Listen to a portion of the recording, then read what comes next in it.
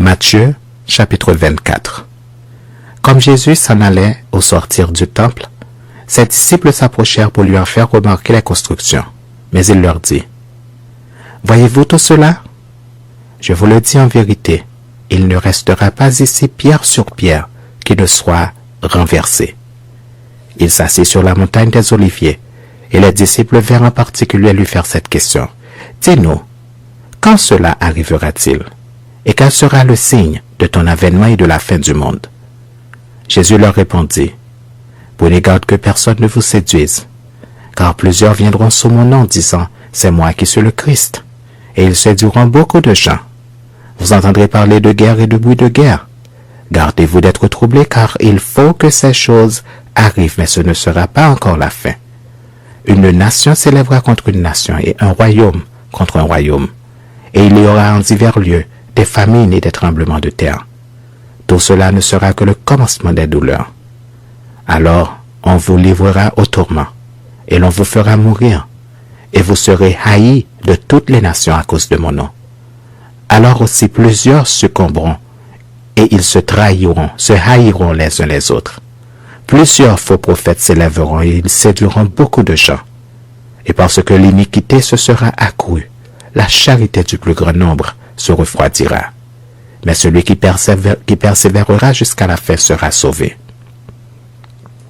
Cette bonne nouvelle du royaume sera prêchée dans le monde entier pour servir de témoignage à toutes les nations. Alors viendra la fin. C'est pourquoi, lorsque vous verrez l'abomination de la désolation dont a parlé le prophète Daniel établi en lieu saint, que celui qui lit fasse attention. Alors que ceux qui seront en Judée fuient dans les montagnes, que celui qui sera sur le toit ne descende pas pour prendre ce qui est dans sa maison, et que celui qui sera dans les champs ne retourne pas en arrière pour prendre son manteau. Malheur aux femmes qui seront enceintes et à celles qui allaiteront en ces jours-là. Priez pour que votre fuite n'arrive pas en hiver ni un jour de sabbat. Car alors, la détresse sera si grande qu'il n'y en a point eu de pareil depuis le commencement du monde jusqu'à présent, et qu'il n'y en aura jamais. Et si ces jours n'étaient abrégés, personne ne serait sauvé. Mais, à cause des élus, ces jours seront abrégés. Si quelqu'un vous dit alors le Christ est ici, ou il est là, ne le croyez pas, car il s'élèvera de faux Christ et de faux prophètes. Ils feront de grands prodiges et des miracles, au point de séduire, s'il était possible, même les élus. Voici, je vous l'ai annoncé d'avance. Si donc on vous dit, voici, il est dans le désert, n'y allez pas. Voici, il est dans les chambres, ne le croyez pas. Car, comme l'éclair part de l'Orient et se montre jusqu'à l'Occident, ainsi sera l'avènement du Fils de l'homme. En quelque lieu que soit le cadavre, là s'assembleront les aigles. Aussitôt après ces jours de détresse, le soleil s'obscurcira, la lune ne donnera plus sa lumière, les étoiles tomberont du ciel, et les puissances des cieux seront ébranlées. Alors, le signe du Fils de l'homme paraîtra dans le ciel. Toutes les tribus de la terre se lamenteront, et elles verront le Fils de l'homme venant sur les nuées du ciel avec puissance et une grande gloire. Il enverra ses anges avec la trompette retentissante, et ils rassembleront ses élus des 4 vents, depuis une extrémité des cieux jusqu'à l'autre. Instruisez-vous par une comparaison tirée du figuier. Dès que ses branches deviennent tendres et que les feuilles poussent, vous connaissez que l'été est proche.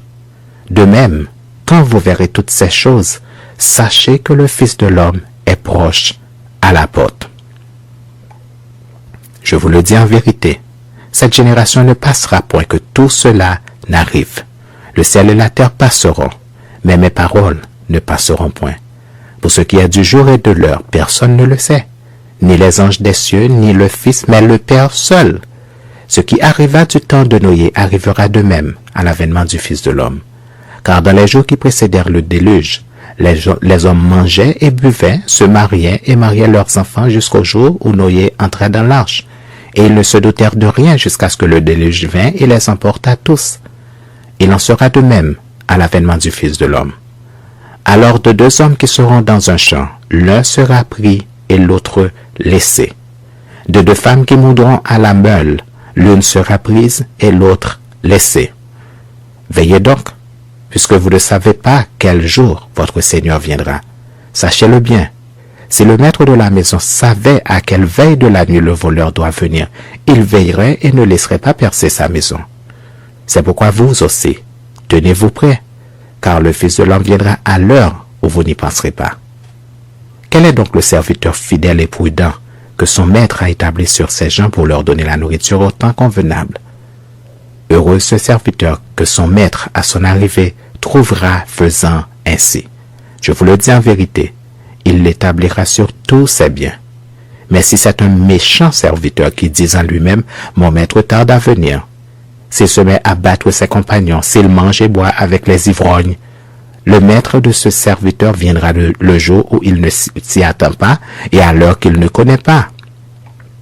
Il le mettra en pièces et lui donnera sa part avec les hypocrites. C'est là qu'il y aura des pleurs et des graissements de dents.